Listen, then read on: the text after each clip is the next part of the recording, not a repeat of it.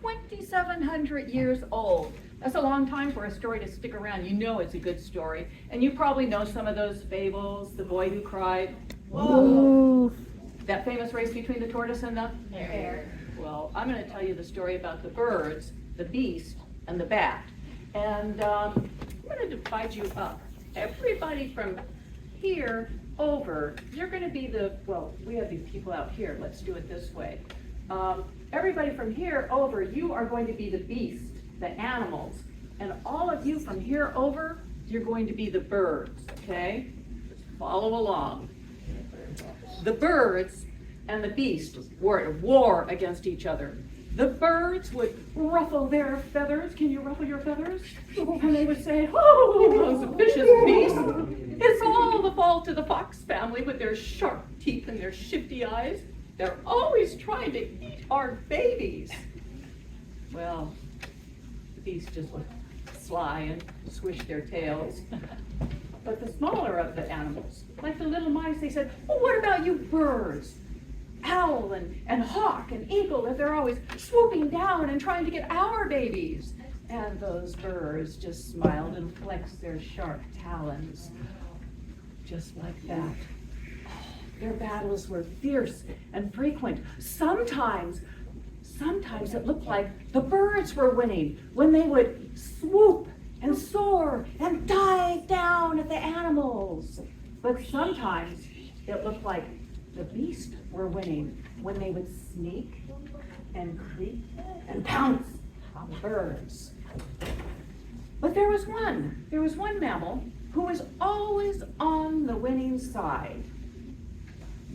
That's because he kept changing sides. And it was Bat.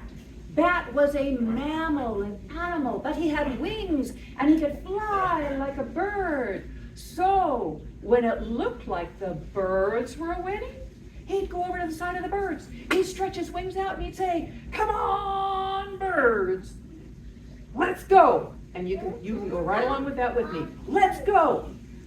Let's go. Let's fight. Let's win. Let's win. Yay, birds. Let's do that cheer again. Let's go. Let's go. Let's fight. Let's fight. Let's win. Let's win. Yay, birds. Who would it look like the birds were losing? He'd go over to the side of the beast and he'd say, come on, beast. Push him back, way back. Come on, beast. Push him back, way back. Push him back, way back.